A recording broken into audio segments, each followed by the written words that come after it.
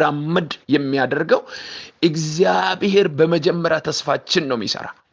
ነሞኒ ባይኤን ከንደደቢ ጉዳ እትተው ሁምነ ፎኒ ዳቦሚት አብዲ ኩቱዳ አብዲ ኩተናን ሞ ዱአ አብዲ ኩተናን ሞ ሰልጲና አብዲ ኩተናን ሞ የሎዳ አብዲ ኩተናን ሞ ነምኒ የሮ ባይኤ ቢታት ገላ ከናፉ አብዲ ኩተና ኬሰ ነምኒ ጋፈ ገለ garatti goru gaafa namni wallaale namoonni waaqayyo abdii kutatan jiru nan kaasa'ama. Namoonni waaqayyo abdii kutatan jiru kutaa kanattan deebi'a oddoon sin geessu barbaadu jira. Haleluuyaa. Yoonaas boqonnaa 2 Yoonaas raajicha yoo argitanii raajiin kun waaqayyo isa ergachuu barbaade. Sin ergadha jedheen toleedheen. Gaafa dhaqee ilaalu Yoonaas saba Nanawwee kanatti yoon deemeedhe yaada isaati kun. Sabni kun nan dhaga'uu jedhe abdii kute. Ani jedhe gara Tarshiishitti qajeeluun qaba jedhe. Daandii biyya daldalaan beekamte, biyya mijattuu, biyya namatti toltu kana ishii kanattan qajeela bidiruu yaabee jedhe. Hin qajeele gara biyya Tarshiishitti. Haa ta'u malee Tarshiishitti gaafa inni qajeelu waaqayyo immoo isa dhiisuun barbaanne. Waaqayyo gaafa nu qabe, waaqayyo gaaf karoora isaatti nu galfate, waaqayyo ajandaa isaatti gaafa nu galfate, akka farda luugamatti godhanii gaaf luugama nutti godhate nu qabate, utaallus wixxirfannus ol baanee gadi buunu oddoo dhaqnu hin qabnu. Tokko tokko natta hafu nan dhiisallee otoo jettanii isin dhiistaniitu garuu inni isin hin dhiisu. Waaqa namarraan deebine, waaqa nama hin dhiifne, waaqa nama gatee dhimma ishiiti jedhee nama biraan deebine, dhimma isaati jedhee nu biraan deebine waaqa keenyadha. Maqaan waaqayyo bara baraan haa ulfaatu. Iddoo kanatti kan nuti arginu hin deeme, hin qajeele. Gaafa qajeelu qilleensa guddaatti kaasee waaqayyo. Isa qofa miti warra wajjin jiranu humna dhoowwe qilleensichi. Abdii kutachiise. Tasfaas qorraxacha ilaala. Abdii isaan kutachiise. Daldaltoonni jajjaboon warqee meetii isaanii waan qabatan galaanatti gadi naqanii fixani. Waan isaan gargaaru bor waan itti fayyadaman lagatti gadi naqanii fixani. Haa ta'u malee raafamni sun irraa dhaabbachuu dide. Abdii kutannaati isaanitti gale. Sichi yoo jiraachuu hin dandeenyu mee kanumaan illee dhani waan qaban gadi naqani galaanatti. Haa ta'u malee Yoonaas garuu irrafa ture. Abdii kutannaa irrafa ture. Bakka ergaa inni gara waaqayyo jedhe dhiisee gara biraa deema waan barbaade haa ta'u ka barbaade haa ta'u kaani maalan godha jedhee irriba isaatti kute. Haleluuyaa. Irriba isaatti kute. Rafutti jedhe. Irriba isaa rafutti jedhe. Hirrafe. Haa ta'u malee gaafa inni rafu jarreen kun abdii kutanii raafamanii humna dhabanii qilleensi jabaan kun isaan raase garatti isaan gorsiisu dhabee gaafa gara isaa dhaban namichoo ka imaaraaf ta'edhani. Tokkoffaa irratti humna godhachuun maal gochuudha? Abdii godhachuu qabna. Inni lammataa humna godhachuudhaaf dammaquu qabna. Linninaqaa yiggabbaan. Humna godhachuuf baroota keessa. Humna godhachuuf haalota gararraa jiraachuuf waan barri fidu gararraa jiraachuuf maal gochuu qabna? Humna godhachuu qabna. Humna hin godhanne taanaan bara bituu hin dandeenyu. Humna hin godhanne taanaan waan hundumaa moonee jiraachuu hin dandeenyu. Humna godhachuuf inni bira nama dammaqe ta'uudha. Linninaqaa yiggabbaan. Inni lammataa maalidha? Dammaquudha. Dammaquudha. Kutaa kanatti jarri isa dammaqsan hirrafiin biyyi goolabaa jira. Hirrafiin haala rakkisaa keessa jira. Hirrafii waan hunduu bitaa namatti gala. Namni inni jalqabaa abdii kutannaarraan gaafa deemtan inni jalqabaa maal godha? Namni gaafa humna dhabe irrafa. socho'uu hin barbaadu maratee ciisa nama. Nama haalli hundinuu bitaatti gale gaafa ilaaltan namni abdii kutateera gaafa ittaan balbala cufatee rafa. Bakka namni natti hin seenin jedha namni tokko tokko. Namni natti hin siqin dubbii namaa na jibbisiise. Walitti dhufeenya namaa na jibbisiise. Haasaa namaa na jibbisiise. Fuula namaa na jibbisiise. Namuma arguun barbaadu jedhee cufatee ciisa namni. Yoom gaafa abdii kutate. Gaafa humna dhabe, gaafa laafe, gaafa abdii kutate. Yoonaas kaa'ii irra fi'im jedhanii kaasan. Gaafa kaasan qilleensi goolabaa jira. Rafama guddaa jira. Nama nana jedhaniin eessa deemtati? Hojiin kee maali? Maaliif deemta?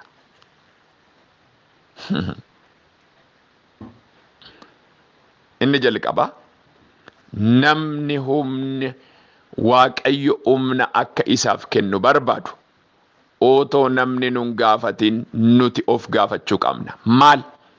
Maalirran jira? Ani eenyu? Garaman deemaa jira? Maal hojjechaan jira? Maal keessan jira? Haalli nani keessa jiru maali? Waaqayyotu nafaana jira moo nafaana hin jiru? Humna qaba moo hin qabu? Hojii Waaqayyoo naan hojjetamaa jira moo naan hojjetamaa? Humni koo isa kaleessaati moo isa kaleessaarra gadi bu'e? Maalan fakkaadhaan iddoon jira maatii koo gidduutti lafan tajaajilutti iddoon socho'utti maalan fakkaadha? Humni na keessa jiru kunoo maal fakkaata? Kaleessa akkam ture? Dheengadda akkam ture? Har'oo humna akkamiin baadhe? Firoottan koo jireenya jiraannu keessatti nuti hojjettoonni Waaqayyo fuula Waaqayyotti maalan fakkaadha ofiin hin jenne taanaan kan namni sii kennu kan biraati. Namoota baay'ee humna hin qabnu yoo ta'e namoonni nu jajanii nu ajjeesu amma dhumaatti. Humna hin qabnu yoo ta'e namoonni harka nu rukutanii nu ajjeesu hanga dhumaatti. Humna hin qabnu yoo ta'e namoonni waan isaanitti tole jedhanii nu ajjeesu. Waan isaanitti tole jedhanii nu awwaalu. Kanaaf nuti waan fakkaannu arguudhaaf of beekuun dirqamadha. Namni tokko of hin beekne taanaan, amma isaa hin beekne taanaan, haala isaa hin beekne taanaan, waan irra jiru hin beekne taanaan waa jijjiiruu hin danda'u. Kanaaf nama kanaan maal fakkaata ati jedhanii yeroo gaafatan argina. Jarri kun kan nama dhibu hin jenne, hin raftaati jagnadha hin jenneen. Haaleluyyaa. Ati nama cimaadha. Raafama kana keessatti kan raftu hin jenneen. Ati nama jabaa taatee jirtu otoo ta'e, ati nama waa sodaattu miti, ati leenca, ati jagna hin jenneen. Hojjettoota Waaqayyo baay'ee kan ajjeese daandii irra gaafa goran gosh jedhu tokko tokko immoo mudaa xiqqoodhaan namoonni baay'een irratti duulanii ajjeesu. Tokko tokko immoo cubbuutti galee otoo daaku harka rukutanii fi jabeessu. Inni kun maalidha? Du'atti warra nu oofaa jiran. Badiitti nu oofaa warra jiran. Daandii nu gadhisiisaa warra jiran. Otoo nama jibboo, otoo nama irratti ka'u, otoo nama ajjeesu, otoo nama tuffatu, ana malee namni hin jiru otoo jedhu, of tuulummaan keessa isaa guutee otoo jiru, of tuulummaan jireenya isaa bitee otoo jiru, of tuulummaadhaan to'atamee otoo jiru, waa'ee Waaqayyoo dhiisee waldaa irratti ofiisaa kan mul'isu, jireenya isaatti ofiisaa kan mul'isu, dhalootatti ofiisaa kan mul'isu, Kiristoosin የማይገልጥ ትውልድ እያለ እኛ ግን እጅ እየመታን ብዙዎችን ጥለናል። baay'ee isaanii awwaalleerra, baay'ee isaanii ajjeefneerra. Tokko tokko du'een awwaalamne malee namoota ajjeesa. Namoonni Waaqayyo ogummaa yoo nuu kenne malee nuti hojjettoonni Waaqayyo otoo nuti daandii gadhiifnee jirru, otoo nuti massanaakilii meeqaan qabamnee jirru, waldaan harka nuu rukuchuu dandeessi, sabni harka nuu rukuchuu danda'a, akka nuti amansiifne nuu ta'uu danda'u. Garuu miti dubbichi Waaqayyo maal fakkaanna jenneetti agarsiisuu qabna. Ani kanan fakkaadha, yaanni koo kana, ilaalchi koo kana, dubbiin koo kana, adeemsi koo kana, hojiin koo kana, dadhabbiin ani qabu kana, hir'inni ani qabu kana, fuula keetti kunoo kana natti hir'ate jennee Waaqayyotti gaafa argisiif, Waaqayyo iddoo laafnetti humna nutti godha, iddoo dadhabnetti humna nutti godha, iddoo abdii kunnetti humna nutti godha, iddoo karaarraa gorretti humna nutti godha. Oraalaa si'a. Welebelebe henemeya rala sika hilava hasse elo Waaqayyo namni dadhabee akka kufu hin beeka, eeyyeen beeka. Akka namni dadhabu hin beeka. Akka namni humna dhabu hin beeka. Namni humna qabu tokko akka humna dhabu Waaqayyoof ifa hin beeka Waaqayyo. Humna dhabdeedhaan Waaqayyo bakka akkasitti hin buusu. Dadhabdeedhaan bakka akkas Waaqayyo garuu maal barbaada? Itti agarsiifna. Maal? Waan nu dadhabsiise. ድካም ወደኛ ያመጣ ነገር ለእግዚአብሔር መግለጥ አለብን። ዋቀዮት አርግሲሱ ቀም ኤለ ሰበምኒን አኒ ደደበፍ ከና ሰበቢን አኒ ኡምነ ደበፍ ከና ኦራላሲያ ሬሌቬሄኔሜያ ራካታ ጂልታ ሴተረቬሄሴ ኦሪላ ቫሃሴ አሜን አፎረ ቁልቁል ሁምነ ኬኝ አከከ ጎቹፍ humni keenya akka haareffamu gochuuf humni keenya irra deebi'ee akka ka'u gochuuf maal gochuu qabna? Waaqayyotti argisiisuu qabna. Itti himuu qabna Waaqayyotti. Kanan qabaani, kanan natti hir'ate, kanan dadhabe, kanan mo'uu dadhabe, kanan akkana ta'e itti himuu qabna. Namni Waaqayyo Daawit macaafni qulqulluu gaafa kaasu Daawit Waaqayyo duratti kan Waaqayyo garaan koo itti gammade jedheef, Waaqayyo garaan koo itti boqate kan jedheef, ani Daawitin nan argadhe kan jedheef, kan akka Daawitin jiru kan jedheef, Daawit waan hin dadhabne miti. Daawit waan cubbuun hojjenne miti. Daawit waan mogoleensa hin laafne miti.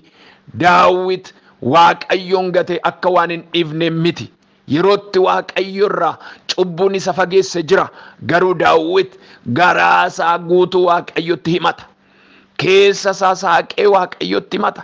Hin ejje, nan ajjeese, nan awwaale, daandii kee irraan darbe, nan jibbe. Garaan Daawit Waaqayyoodhaaf banaadha. Dhaloonni humni isaanii haareffamu inni kan biraa dhaloota yaada garaa isaanii Waaqayyotti argisiifatan. Garaa isaanii Waaqayyo Kaaleeb ribuu qoree beekadha. Wanta xiqqoo nu keessatti arginaa Waaqni haleluuyaa wanti inni gaddu waan garaan isaatti madaa'u waan Waaqayyotti mufatu keessa keenya dhoksinee deemuu hin qabnu. Inni summii nu ajjeesudha. Summii nu nyaatudha. Yookiin immoo qorichi keessa namaa ennaa seenu suuta nyaatee booda ajjeesa. Namni tokko gaafa du'e hin beekan mana yaalaa dhaqxa waa'ee summii amma manni yaalaa dhukkubatti biraati jedha malee summii hin beeku. Summiin suuta nyaata. Suuta ajjeesaa deema. Wanti Waaqayyo jalaa dhoksine keessa keenyatti baannus suuta humna nu keessaa nyaachaa, ayyaana nu keessaa nyaachaa, mul'ata nu keessaa nyaachaa, abjuu nu keessaa nyaachaa hin deema. Gaafa sana duwwaa ta'uu jalqabna. Namoonni tokko kaleessa dinqii gurguddaa Waaqayyo humna godhee keessa isaaniitti kan hojjetan, egaa hojii humnaan beektu. Hojiin humnaa dinqii Waaqayyo hojjetu, miraakilii Waaqayyo hojjetu, hojii humnaa kennaawwan hojii humnaa keessatti ramadamu. Waa'ee humnaa kaasuu gaafa barbaadu. Humna Waaqayyo kan namaa kennu wanta ittiin hojjannee mul'isuu dandeenya. Tanjabil waan qabatamaa namoonni humni keessa isaanii jiru waan qabatamaa argisiisu. Ijajjaamaadha yoo ta'e kennaan humnaa isaa kennameera taanaan ijji baname yoo jedhe bandal jedhee banama. Gurri duudaan dhagaye yoo jedhe cabaadhaan waan hin jirre uumuu danda'a. Namni humni keessa isaa jiru dubbate. Garuu iddoo kanatti maalidha? Gaafa garuu humni nu keessaa laafee Waaqayyotti waa himachuu dinne, waa argisiisuu dinne, waa Waaqayyotti mul'isuu dinne, gaafa humni keenya laafu isa kaleessaati gaafa jedhu namichi hin jiru. Isa dheengaddaati kan jedhu hin jiru. Meena yaala otoo jettanii hin jiru. Humni kun Waaqa biraa namaa kennama. Jalqabas kan kennu Waaqa, yeroo humni keenya laafes kan kennu humna Waaqa. Humni kiristaanaa Waaqayyoodha. Hallelujah. Mee humni koo Waaqayyoodha jedha. Raalaasiyaa.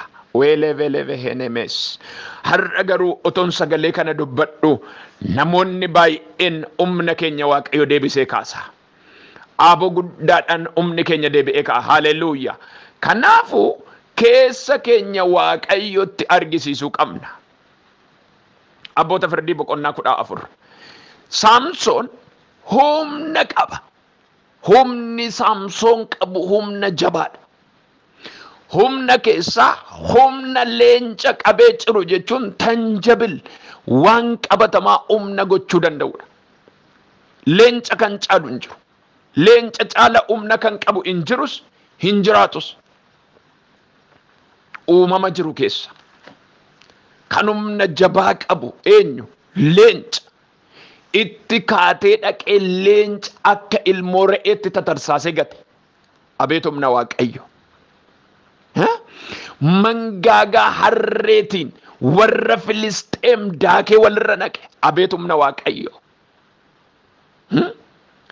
Xombooree qabsiisee wangootti dhee midhaan Filisxeemota lafarraa balleesse. Diinota saba Waaqayyo.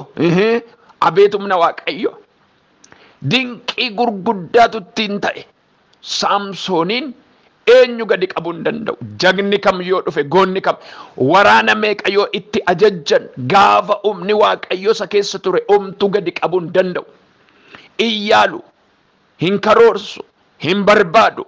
Har'a yaa nama humna Waaqayyo cimsitee qabatte, yaa nama humni Waaqayyo si keessa jiru, humna Waaqayyo baattee sitti marsanii kan jiran, ani ergaan si qaba lallaba kana keessa.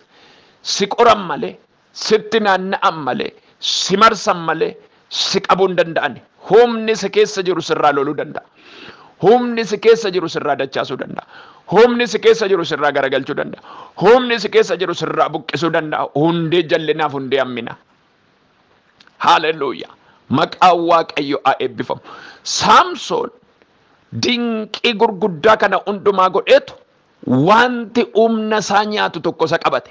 Summi hamaa የሚገርማችሁ ነገር በጣም የማይሆን ነገር ህይወቱን ይዞና አለ ጅሬኛ ሳከን ቀበቴ ነምኒ ኩን ነቄቱ ቆሞ ዲኖታ ሳኬሳ ዱበርተቲ ጃለቴ እሺ ጃለናን ነመ ጃለለ ቀቡ ፈኬስቴ ነመ ሰጃለቱ ፈኬስቴ ነመ ሳቢታሜ ፈኬስቴ ነመ ሳሞአሜ ፈኬስቴ ነመ ከና ofirra keessee sukkumtee jilba ishirra ciimsiteetu nama humni guddaan keessa jiru kun nama biyyaaf humni isaa hojjetu nama dhalootaaf humni isaa hojjetu nama keessa isaati hojii guddaan jiru kana ofirra ciimsitee sukkumtee mee mala humni keetti wadaroo dheedhe hidda dheedhe xaaxee ka'e ka'ii kaasetti dhufan gaafa jettu ciree ka'e wadaroo funyoo meeqaaniitee dadhabde hidda meeqaaniitee dadhabde waan gurguddaa irratti gootee dadhabdee na utaalu hin cira.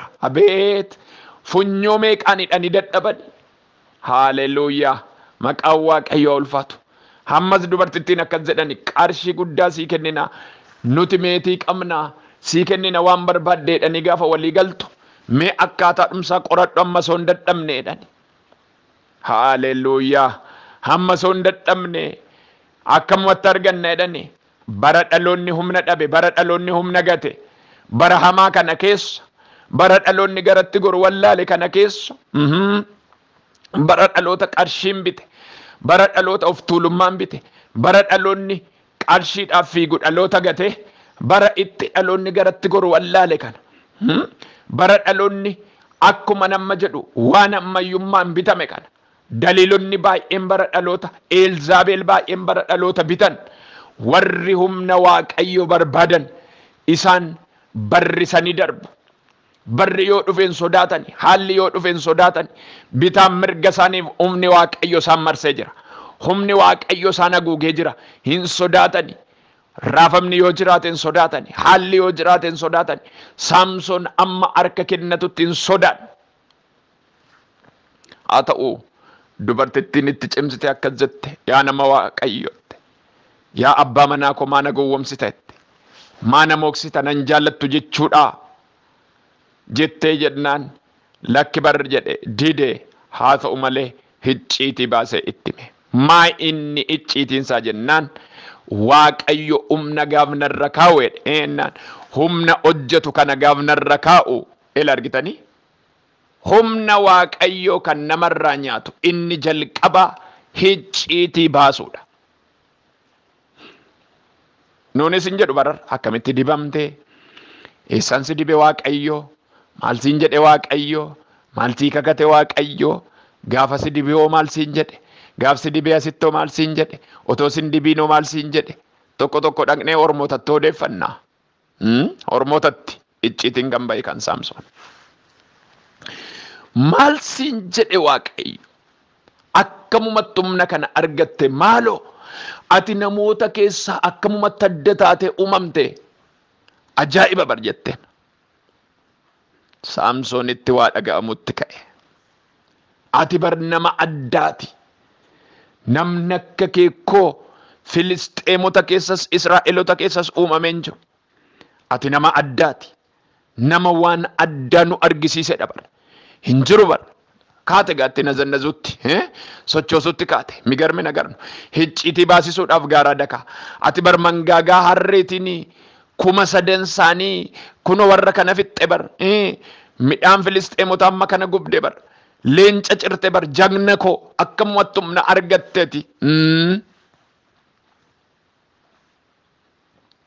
Jiru har'as waldaa keessatti namni akka kee tajaajilu immoo jiru. Ibidda gadarcaas tabar lafa sochoof tabar mana turaafamaa ture bar gaafatti tajaajiltu abeet.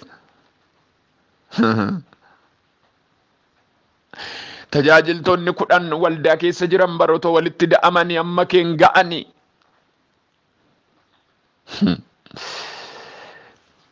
Maalu muriin kee yoo xinnoodha waan humna addaa sirra kaa'e inni sirra kaa'e galata argatu garuun sobu warra dhokatanii deemanidha har'as.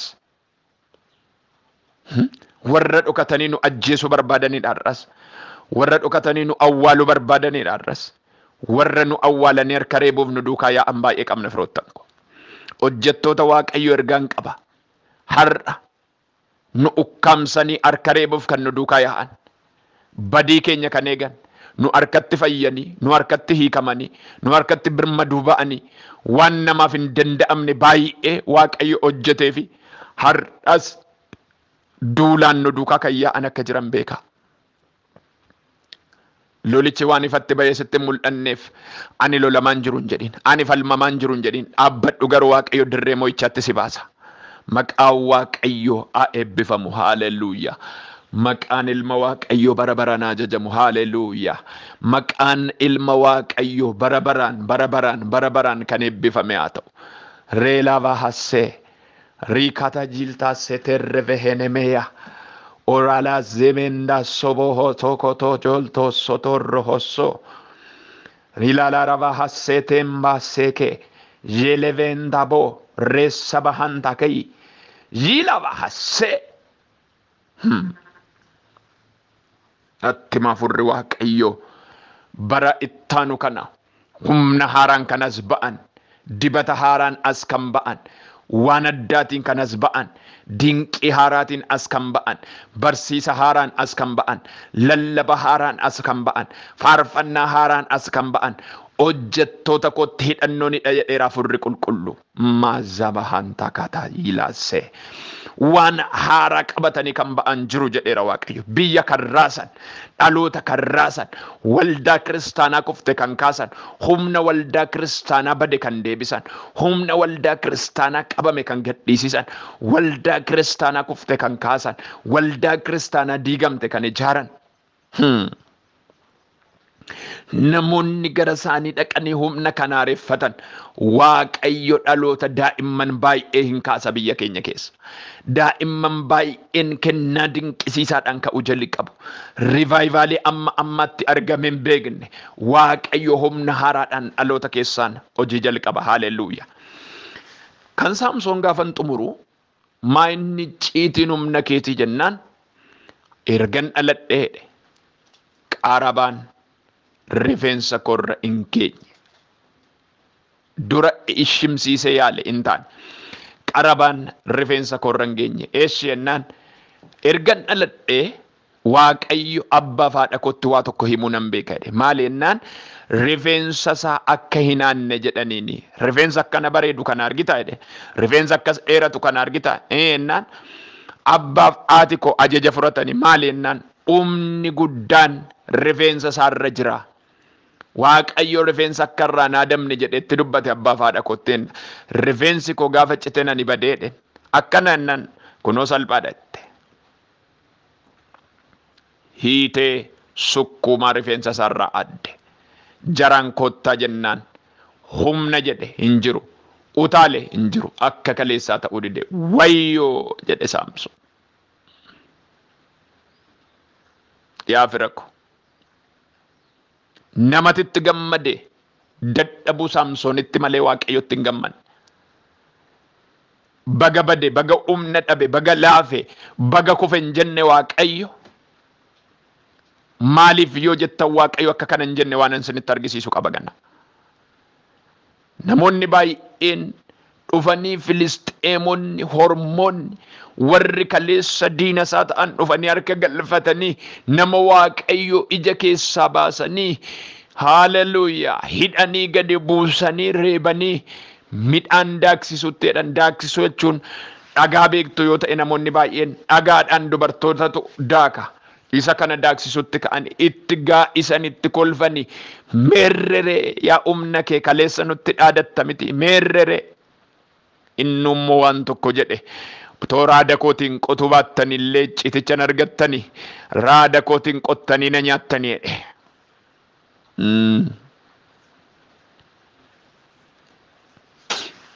Gadda guddaa gadde garuu ammas Waaqayyo miidhamuu Saamsoonitti hin gammanneedheera.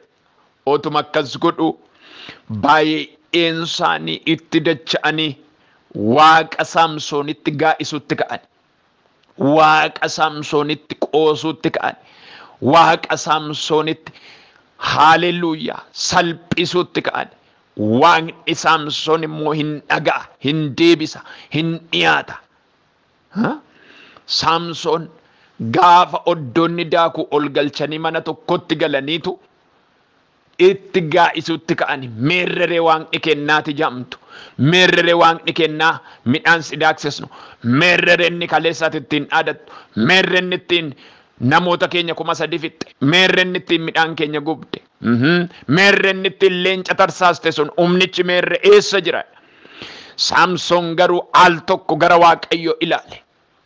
ወደ እግዚአብሔር ሲመለከት ወደ እግዚአብሔር ጮኬ እንየ ገረ Waaqayyo ነቀቀቢ ናፍቆቱ አልቶኮ ቆፈነ ያደዱ አልቶኮ ቆፈ ኡምኒቸና ዴቢስ ሁምነ ኢሰዱራ ጫላ ኡምነ ጉዳ ከነ Waaqayyo ሚገርማችሁ ነገር ሁምነ ድንቅሲሳ ከነ Waaqayyo ዲኖተ ግዱት መርፈመ ግዱት ኢጃራመ ግዱት ወረ ግዱ ገልቸኒ ኢት አደተን ግዱት ሁምነ ኤርጌ Hiwwaame humni dhufeef hiwwaame humni saqaqqabe kanaan booda jedha humna argate sanaan utubaan manaa dhaabbatee jira.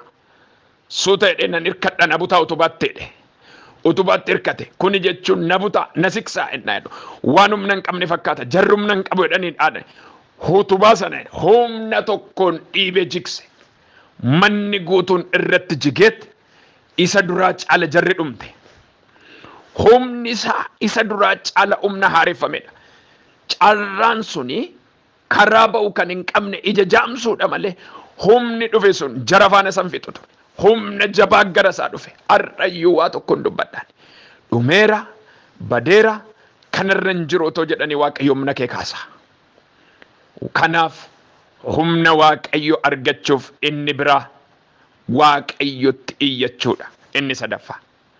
Waaqayyo waammachuudha. Gara Waaqayyotti iyyuudha.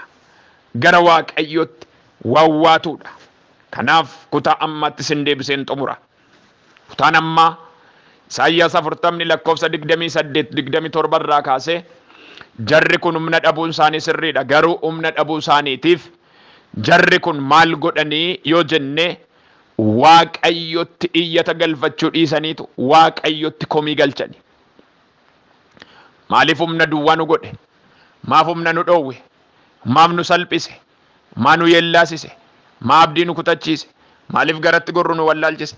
Maali Waaqni kun jedhanii otoo komatanii Waaqayyo dhufe akkas jedha maaf na komattu jedhee Waaqayyo.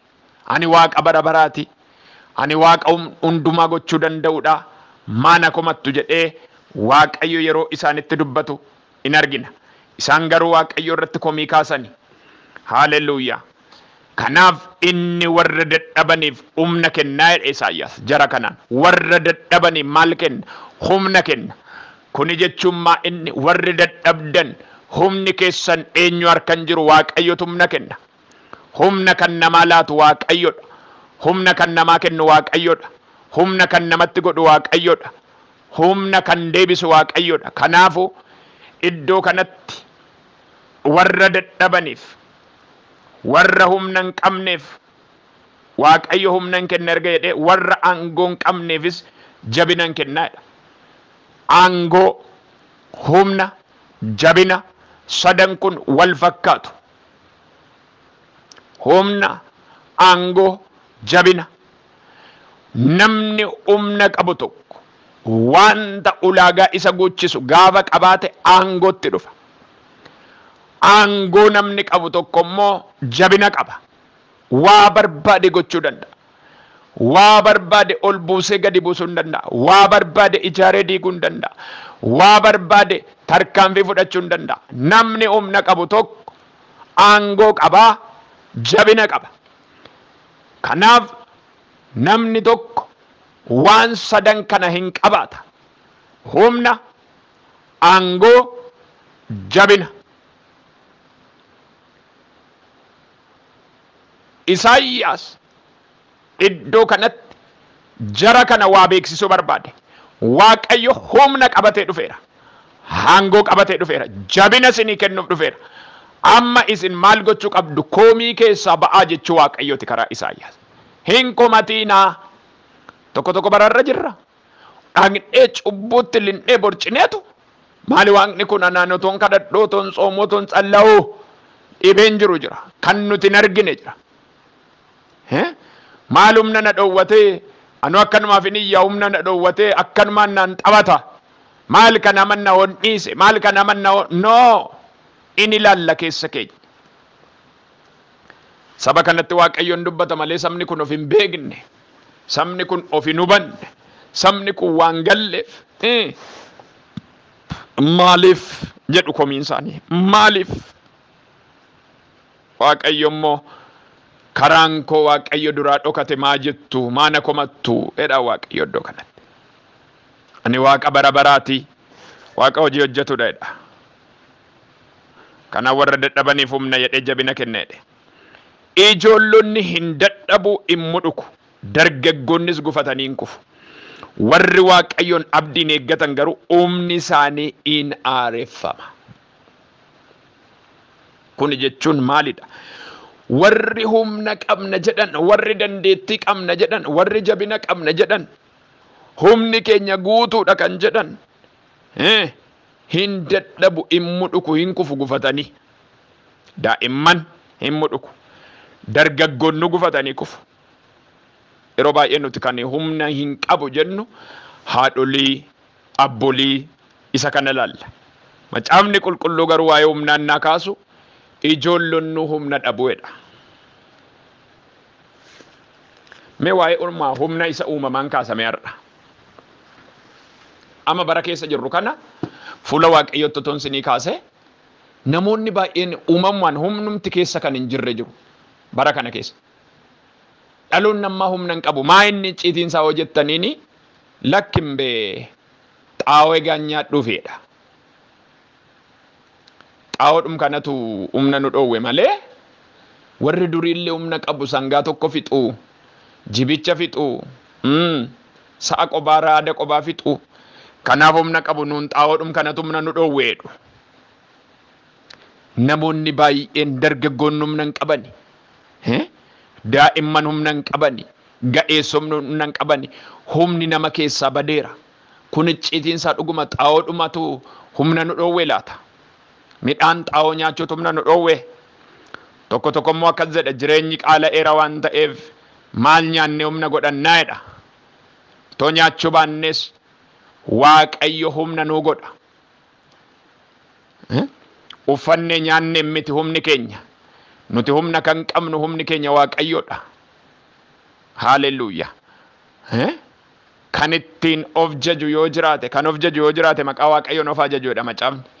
humna qabnan jennu egaa nyaanneef humna hin godhannu egaa nyaata dhiifneef humna godhachuun dhiifnu humni dhala namaa Waaqayyo isa lafaaf samii uumedha firoottan ko.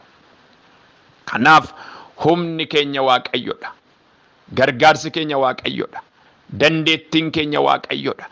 Jabinni keenya Waaqayyodha. Kanaafu namoonni baay'een bara keessa jirru kana humna hin qaban. Waa gochuu hin danda'an, waa jijjiiruu hin danda'an, kadhannaaf yoo jedhan hin danda'ani, tajaajila yoo jedhan hin danda'ani, hojii biraa yoo jedhan hin danda'ani. Humni dhaloota keessaa nyaatamee dhume. Dhaloonni baay'een akka muka daana'oon, akka midhaan daana'oon nyaate ta'e. Dhaloonni baay'een akka muka qinqiniin nyaate ta'e. Namoonni baay'een akka nama qilleensa abootu ta'e. Namoonni baay'een akka hurrii mul'ate deemutti humni isaan keessa hin jiru. Baay'een isaanii duwwaa ta'aniiru. Baay'een isaanii humni. Waaqayyo garuu ganama kana waa tokkoon kadhadhaan humna nuuf haa deebisu. Humni nutti haa deebi'u. Humni inni kan hafuuraas inni kan fooniis. Waaqayyo lamaan kanaan nu haa eebbisu. Kan fooniis hin fayyadu miti si fayyada humna godhadhu. Kan hafuuraas si fayyada humna godhadhu. Lachuusaa wajjin yoo ta'e bareeda. Irra caalatti garuu kan hafuuraaf dhimmuun waa tokkodha. Namoonni tokko tokko kan hafuuraa qabaannaan maal godhaa? Kan foonii maal godha humni kan jedhan jiru. Inni kun ilaalcha dogoggoraati. Waaqayyo foon kee yoo humna qabaate siin hojjeta. Mee amma waa tokkoon isinitti hima. Humna hin qabdu taanaan sa'a 3 sa'a 4 miilaan deemtee wangeela lallabuu hin dandeessu. Dhaloota biraan ergaa kana ga'uudhaaf sitti ulfaata. Annan beeka. Bara waltajjii irratti humna dhabee kufee nan yaadadha. Bara waltajjii irratti waan baay'ee natti ulfaate lafni naan maree bara baay'ee nan beeka. Maaliif? Rakkina hafuura gabbisne jennee foon yeroo nuti ajjeefnu jechuudha. Kanaafu calmatti humni keenya hafuura Waaqayyoo yoo ta'e foon keenyas humna godhachuu akka danda'u Waaqayyoon hin kadhanna. Kanaaf xaa'oon humna nu keessaa nyaateera yoo ta'e, qaala'insi jireenyaa humna nu keessaa nyaateera yoo ta'e, dhuguma akkuma jettan yeroo ammaa kana zayitii yookiin immoo dibanni iyyuu gatiinsa qaala'eera waan ta'eef namoonni dhadhaa nyaachaa turanii amma hin jiru kana miti. Waaqayyo suuga nutti godha. Ameen. Humna nutti godha. Daani'eel faa namni cooma murannanii dheedhanii nyaatanii namaa gadi hin taane caalanii argamani. Firoottan koo foon nyaachuu miti dhimmisa. Waa gurguddaa ofii gochuu miti. Waaqayyo humna nuu ta'a. Har'ana nama naani humna argattu dhaloonni kun. Waaqayyo humna nuu godha. Maqaan Waaqayyo haa eebbifamu. Kanaafuu ijoollonni hin dadhabu dargaggoonnis hin kufuu warri Waaqayyoon abdiin eeggatan humni isaanii hin haareffamaa jedha. Akka joobiraa baalleedhaan oliin ka'u hin fiigu garuu hin dadhabanii hin adeemu garuu hin mudhukani. Warri kamtu warri Waaqayyoon abdiin eeggatan. Ishii kanan cimsee dubbadha. Warri eenyuun eeggatan Waaqayyoon abdiin eeggatan. Warri Waaqayyoon abdiin eeggatan inni jedhu kun eessatti eeggatu yoo jenne iddoo dadhaban sanatti, iddoo humni isaanii laafe sanatti, iddoo wanti hundumtuu bitaatti gale sanatti eenyuun Waaqayyoon kan eeggatan. Humna akka hin qabne warra of beekan. Humni keessa isaanii akka hin jirre warra of beekan. Willa zimbaho zekete jelta sete revehesse.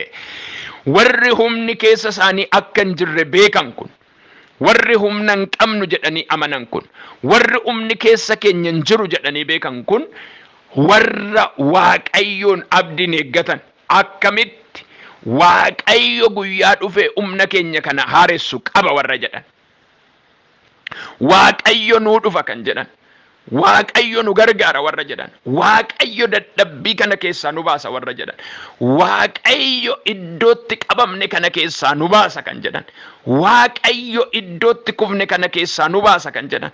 Waaqayyo dhufee nu qaqqaba kan jedhan. Joobira jedha. Akka joobiraa inni jedhu kun joobirri amala humna haareffachuu qaba.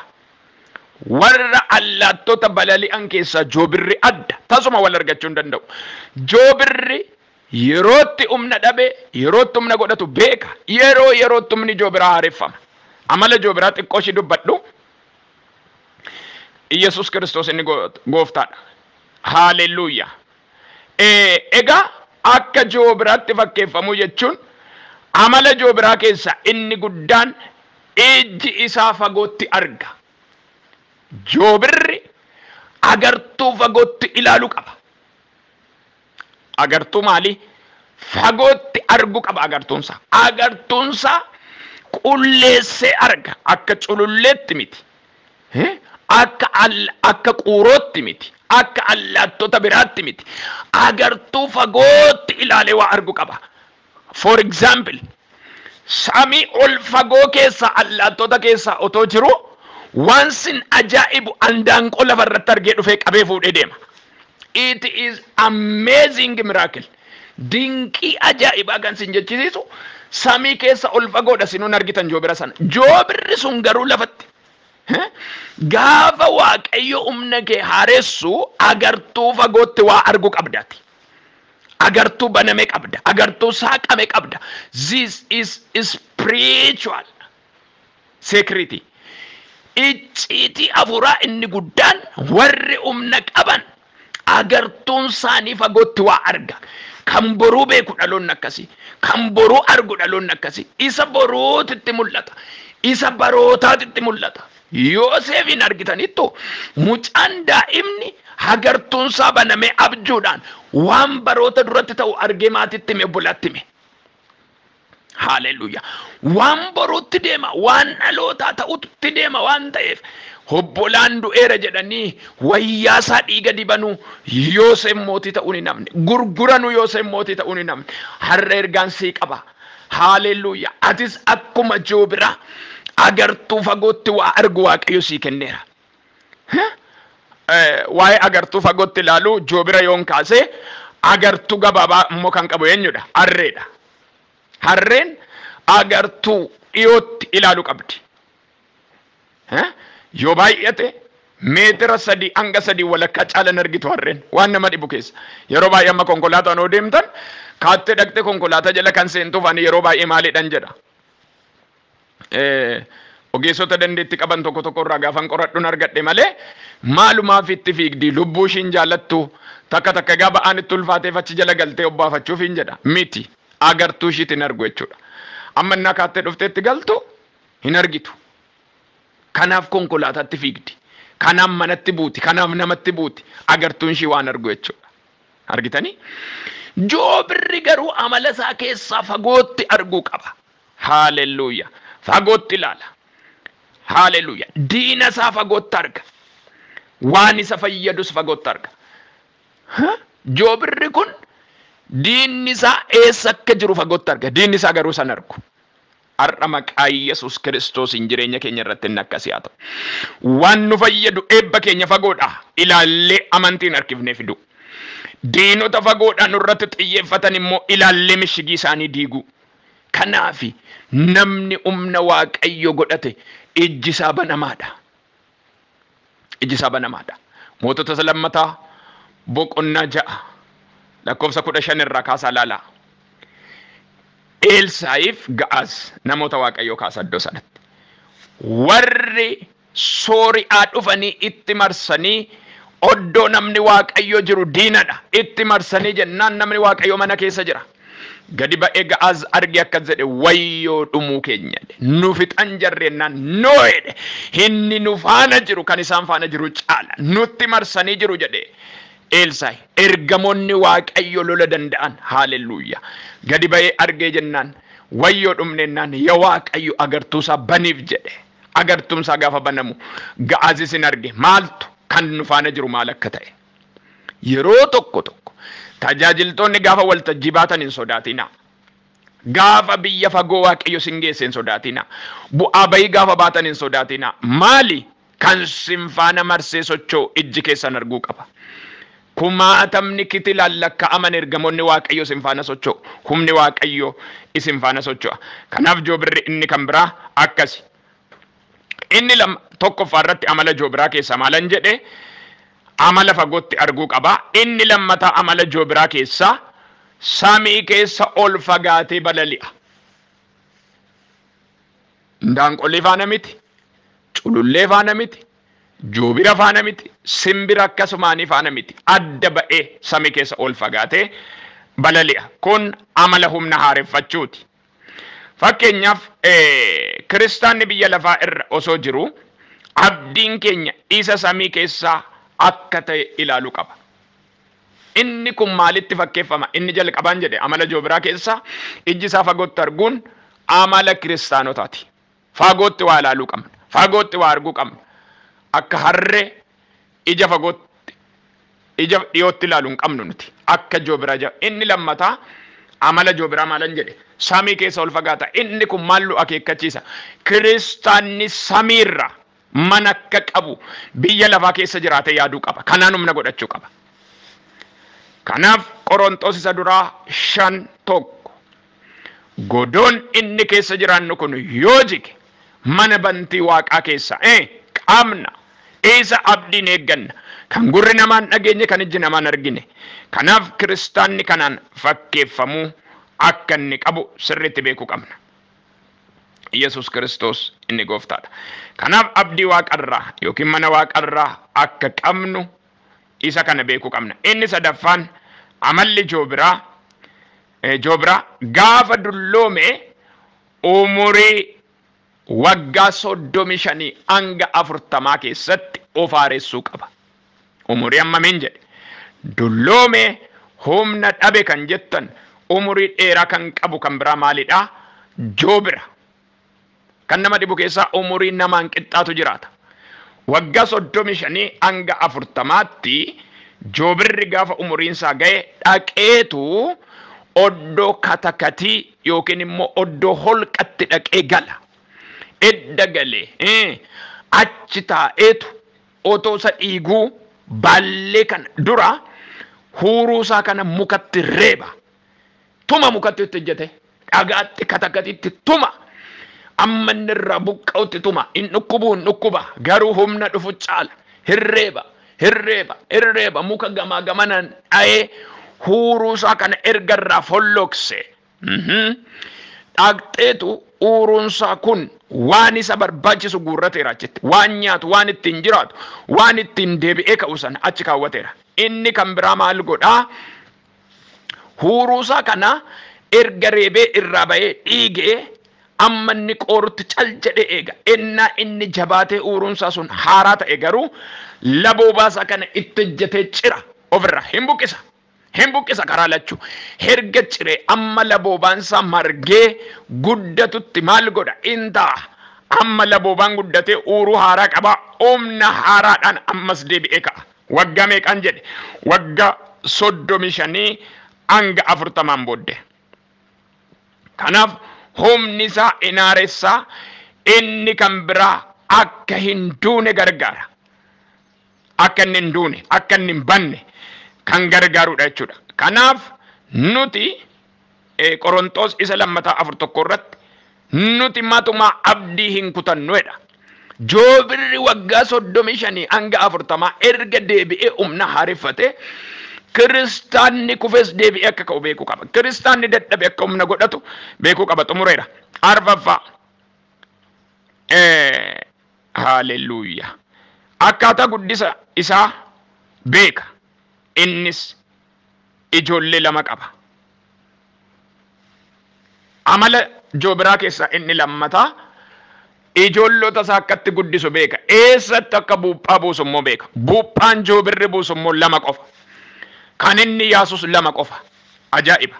Isaan kana lamaan erga buusee egaa maal godhaa yoo jenne erga isaan kana 2 buusee booddee akkaataa guddina isaaniin dubbadhee xumura. Inni jalqabaa gaafa ishiin xiqqoo ishii jajjabaattee mana ijaaruuf jalqaba.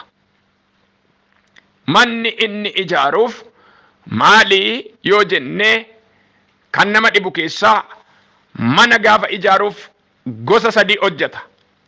Maayinni jalqaba irratti baala naqaaf, ittaanee waan akka kosora wayii yookiin immoo kan akka abaqii wayii naqaaf, isa sadaffaa irratti qoree naqaaf. yeroo cuucoti isaanii baalarra taa'u mijataadha.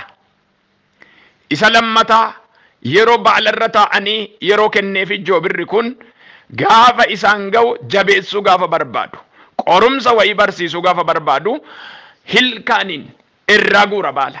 Jalaa guuree gateetu amma maalirra taa'uun jedhe habaqii yookiin immoo kan misingaa haa ta'u, kan qamadii haa ta'u, kan garbuu haa ta'u isarra ciibsa.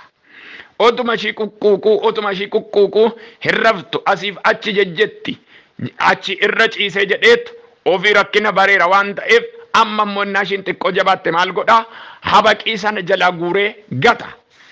Edda jalaa guuree gate maal tafe qoreedha. Qoree jechuun iwwawwaraana haa bartu sirriitti jedhe. Qoreen kun caacotiinsa jajjabaatteetti waan ta'eef amma iwwawwaraana akka isaan hin rafne godha. Achi booda maal godhaa lamaan isaanii kana koochoo isaarra kaawwatee fuudhee ba'a. Fuudhee ba'eetu maal godha yoo jettan hin lakkisa. Innaa inni lakkisu innaa ishiin balali'uu dadhabdee rakkattu kaatee dhaqee jala gala. Ammas hin gadhiisa jala gala. Akka kanatti erga shaakalsiisee booddee qoreen sun isa dhumaatiif yeroo isaan jabaatan jalaa sassaabee gata. Amma joobirri hilmuunsaa sun rakkina kana keessa dabarteetti waan ta'eef cimtee balali'uu jalqabdi. Xumureera ergaa koo. Kiristaanni jechuun amala qorumsa hundumaa darbuu qaba. Kiristaana jechuun qorumsi otoo jiruu qorumsa gamatti eebba arga. Gooftaan nu haa gargaaru. Hin kadhanna Waaqayyoon. Lafaaf samii irratti galanni guddaan siif haa ta'u. Maqaan kee bara baraan haa ulfaatu. Dubbii nu barsiiste kanaaf ulfaadhu. Amma kunoo dura keetti waa tokkoon jedhaani. Dubbii ittiin baranne kanattiin akka jiraannu nu gargaari. Egaa xiqqaa guddaaf humna haaressii jalqabaa amma xumuraatti waan nu faana taate.